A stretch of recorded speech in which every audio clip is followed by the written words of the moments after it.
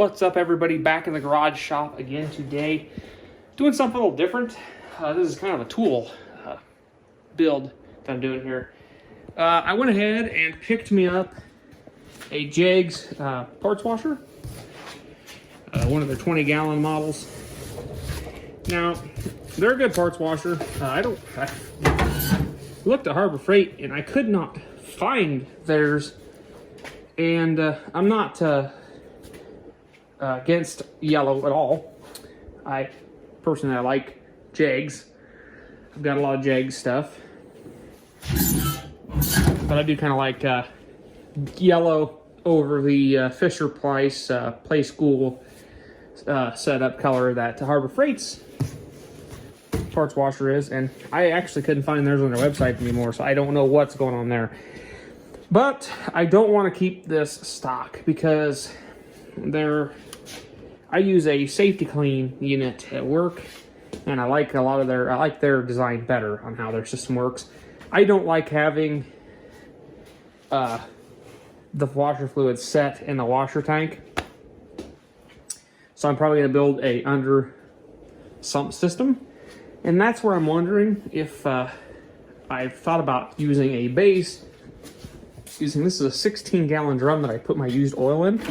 I thought about getting a 16-gallon drum and using it with a removable lid and using that as my base for this for the parts washer, or possibly a 30-gallon tank, because just like the 30-gallon tank would give me more stability. I'd also get a tank cart, a caddy, so I could actually move this around if I needed to, which would be kind of handy just to clean and whatnot. Yeah. So I'm going to go ahead and probably just put it together in stock form just to get it up and assembled, just make sure everything's there and everything came with it. So yeah, that's what I'm going to do, and we'll probably I might make a time lapse of putting this together. It's something different, so we'll do that.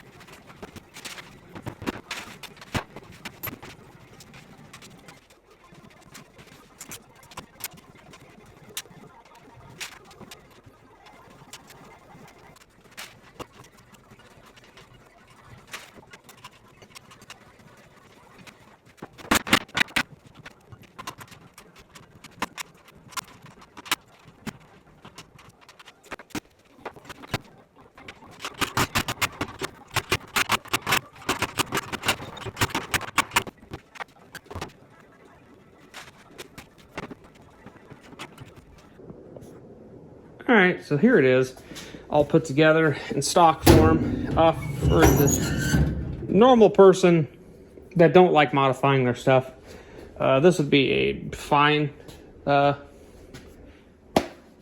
washer. I actually think it could fit underneath the height of my cabinet if I wanted to actually put it under my cabinet, which it may get slid down. I don't know. But yeah, I would think it works. The pump does kick on everything.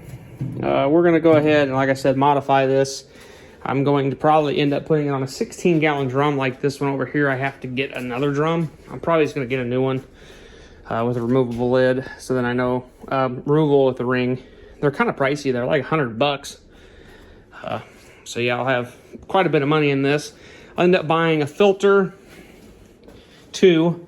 I'm going to buy a filter assembly, so it'll be pumped from the bottom of it, which is actually going to come off. I'll build a stand off in the base of the barrel or the drum for the pump to be off, so the major sediment and stuff will float to stay at the bottom and the pump won't pick it up. This holds like 7 gallons of fluid on the inside, so I'm thinking if I put 15 gallons in this drum and have the pump, let's say probably this far off the bottom, I should definitely be able to fill this pretty high. It's like a cylinder head or something. I'll probably end up putting a cover over this. I'll end up moving this button probably to maybe over here. I don't know. Maybe down here. A lot of times guys mount it down here.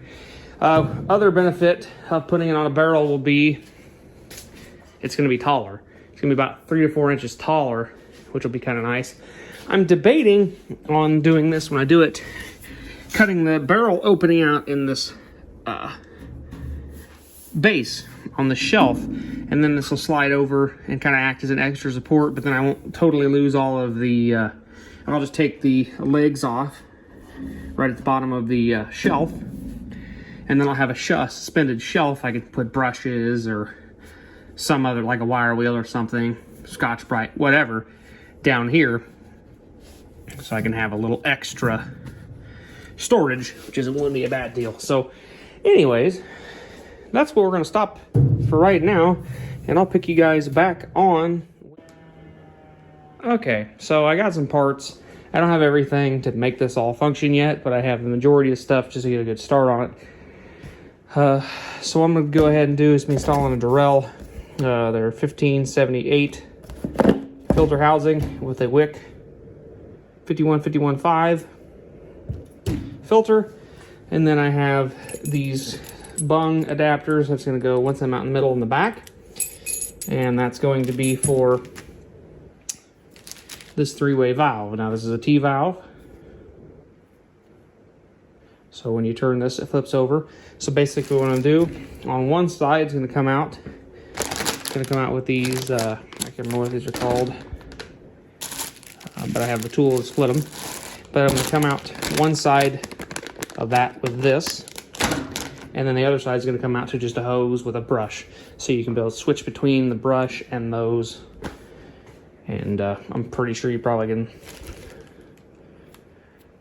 I don't know, but yeah, you'll be able to switch between the two. So I got a couple of these. Basically they'll come out of this. I'll be able to point straight down or over to the filter. Just some 3/8 line. I want to get a 16-gallon drum and possibly mount it on the 16-gallon drum, and I don't want to have any solvent or some wash solution in the wash basin, like the tank, this tank, when I'm not using it. So I want to go back down into the barrel, and then I can come back up. Possibly later on we're going to be adding a heating element to this system, because the hot parts cleaner seems to work a lot better. But for right now, we're just going to be adding one of these bungs in the back and the filter, and we'll go ahead and get the rest of the stuff. I am waiting on a 3/8 MPT to attach this to here. It's on order. I ordered most of the stuff off Amazon, as it's relatively cheap on there. So yeah, I think this whole setup, I think, was under $100 with everything. So it was like, actually I think it was right around $50 for all this stuff. These are kind of pricey. They're not horrible, but I bought way more than these than I'll need. But hey, that was cheap. It was like $6 for all that stuff. So yeah, I'm gonna go ahead and measure the center, the back, get a hole drilled for this. We'll just loosely test fit one of these, means I do not have the 3/8 to 3/8 MPT little pipe, pretty much. So yeah, then we'll go ahead and mount this up too. Alright, we'll go ahead and open this bad boy up. Comes with some nice stuff, really. There's your oil filter adapter, your actual filtering plate. Comes with two big, I think these are 1/2 inch. Yeah, 1/2 inch hose barbs. So we'll have to reduce these. I think these are plastic or aluminum, so I may get some 1/2 inch to 3/8 hose barbs to replace these. I'll just use 3/8 hose everywhere. But yeah, to give you some install instructions too. We're just gonna go ahead and do what everybody does with those. We're gonna throw them aside. Now, theoretically, you screw this bad boy in here.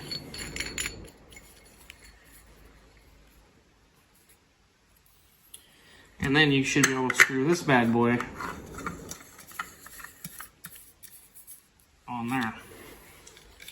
So yeah, that's my filter housing. So that'll be bolted I'm probably bolt it on the inside so it doesn't hang out. I don't want a bunch of stuff hanging off the backside or out the backside of this, just because it will be more of a pain than it's worth, really. So, all right, we're gonna go ahead and find a place to mount this. Alrighty, so I went ahead and got it mounted using the wick filter with the Drell stand. Got a pretty level there. I used the top existing hole for the leg, and I drilled a second hole. I'm not really too concerned with this here.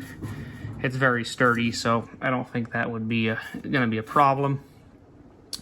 I did put a washer on behind each bolt in between the mount and the leg because of these indentions. So yeah, that's pretty solid. I'm thinking about popping out this pump, because this is obviously not going to, the pump's going to be down in the barrel, not here. So I'm probably going to build me a piece to cover this, and I might mount my bung right here off the side, because then I really all I have to do is I can use a 3/8. I can use one of them, one of these,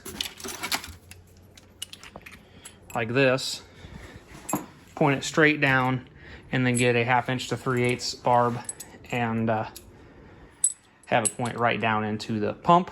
And then the inlet will obviously have some sort of deal. I'll probably find maybe a 1/2 inch to 3/8 barb 90, and then we can point it back that way. And I think it would actually clear, and we can run that into, say, the side of the tank or side of the drum or whatever. So I'm thinking if I do it right, what I'm gonna do is when I get the drum, I want to set the weight, or the pressure, or the parts washer is going to set on the drum. So I think I'm going to do is X this across, find center, drop the opening of a 16-gallon barrel, and then probably trim these legs off. And then I'll get a 16-gallon barrel drum cart, and we will mount the barrel will be on wheels, and I'll probably replace a couple of the wheels on the dolly for the barrel dolly with lockable wheels, so I can lock it in one area. 16-gallon, I have my oil, I used oil barrels, a 16-gallon tank, or 16-gallon drum, and I think it would work pretty good. I've thought about bringing it out, actually setting it on there and see what it looks like, but it's definitely, this is on a pallet, by the way, but this will definitely raise up the parts washer a bit too.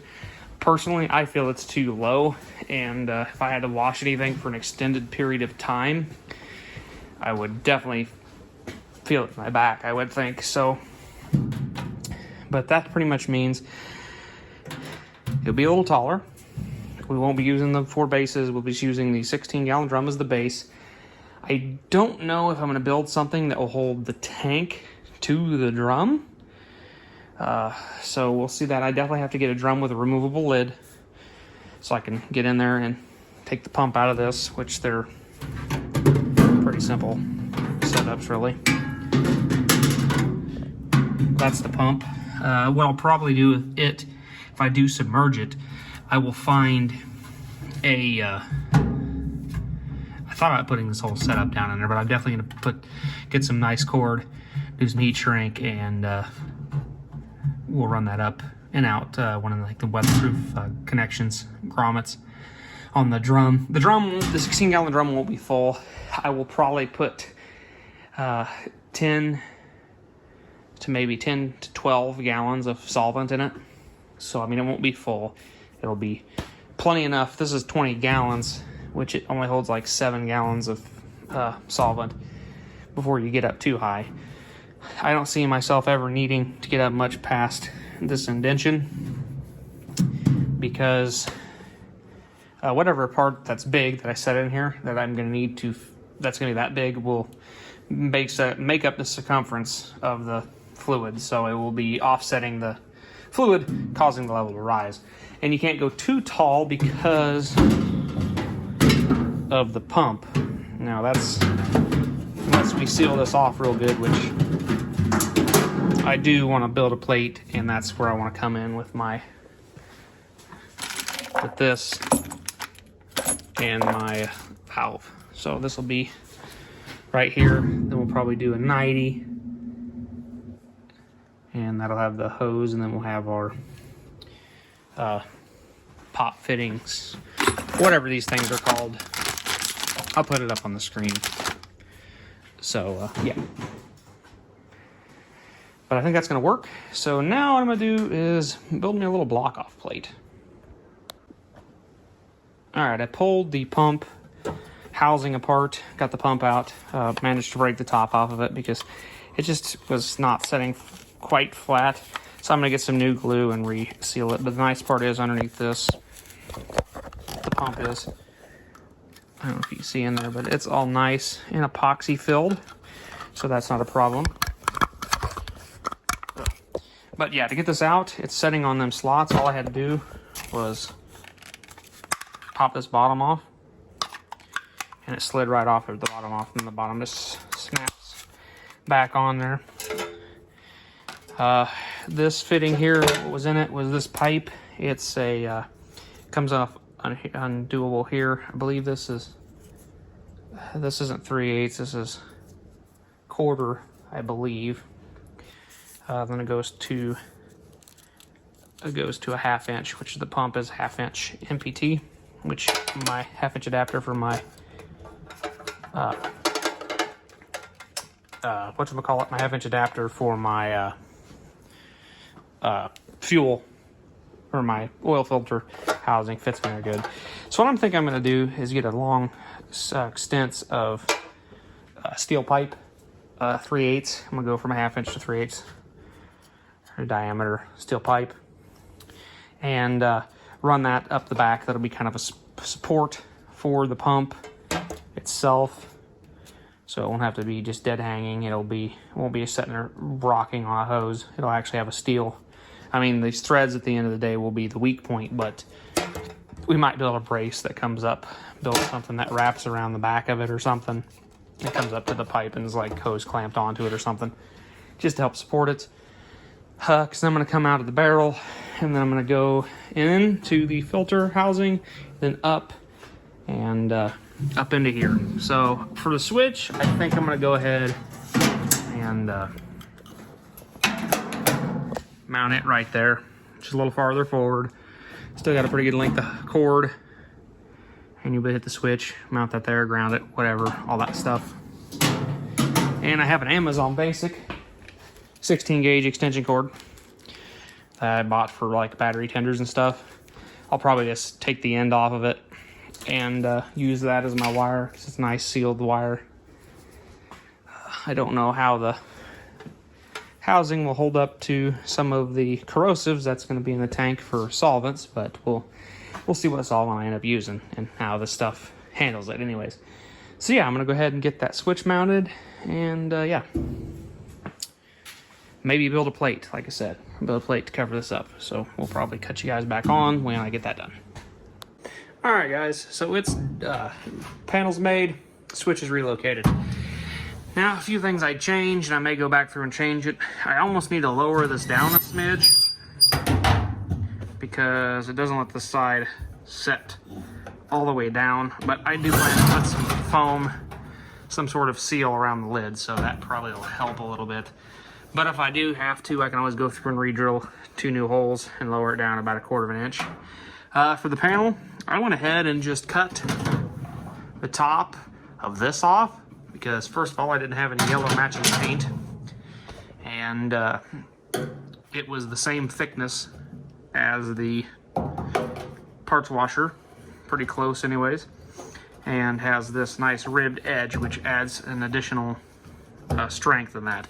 I drilled out an inch hole to install this 3/8 pass-through, and I put this 3/8 90. It'll run down to a 1/2 inch to 3/8 90 and a 3/8 hose up to here down to the filter housing. At the end, I'm going to go 1/2 inch to 3/8 90, point it back that way. It'll run down and under and into the tank when I get the tank. Went ahead and drilled this out, took the grommet out of this container that was right there for the wires for the pump, and then drilled the grommet, put the grommet on the bottom. So then the cord will come out here, just go down to the pump. Speaking of the pump, it is 1/2" MPT right there. So if I really wanted to, I could use one of these fittings and use 1/2" hose up. And I'm thinking about doing a 1/2" to 1/2" 90. I might run 1/2" hose from the pump to the filter housing, then run from the filter housing up to the nozzle. Might run 3/8. That'll help more flow up to the filter housing. I'm just hoping this pump can handle that. It shouldn't have a problem. I mean, we're not building pressure, we're just sending volume. Then we have this. If I was thinking on this also, I would have done this a little different. I would have dropped that down lower, and I'd made a 90, so then that was up like that. That takes up a little less space. Which I could still get a 90 and mount it right there. Which is the only crappy part is the knob is facing down. But I mean, I'm not going to adjust that a lot. But right now it's going to stick out probably about that far, which still isn't a lot, but it would have been better off if it was a little lower.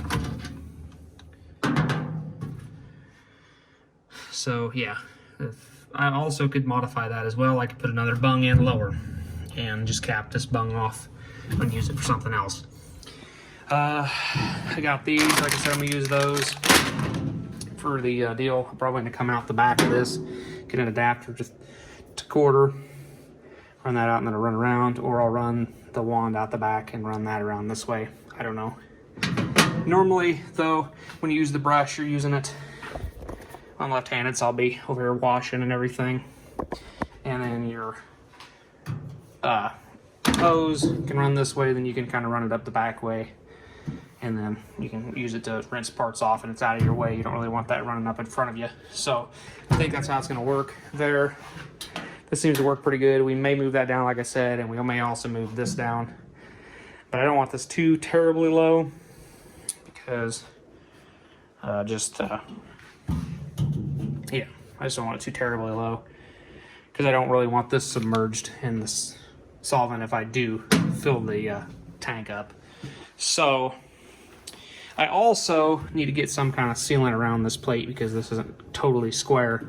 So I want to get some kind of, they make some RTV, like tank safe or gas resistant RTV. And I want to use around that because I think that'll hold up to the chemical pretty well. I'm still might put a little bit behind these bolts as well, just to so it doesn't leak into my electrical. I don't think it will because in the pump they had these, they were open on this side of things, but they weren't going to get splashed on. So I'm thinking about putting that little there just to keep it when they get splashed so nothing leaks back through the threads. Shouldn't be too bad of a problem. I'm not going to be directly just dousing them with chemical probably at any time using it. So yeah, it's coming together pretty good. I'm pretty happy with how it's going. And yeah, it's gonna be a long video. So I might check how long it is, and if it is real long, we'll cut this one off as a part one and we'll do a secondary part with the tank and everything. So alrighty, catch you guys in a second.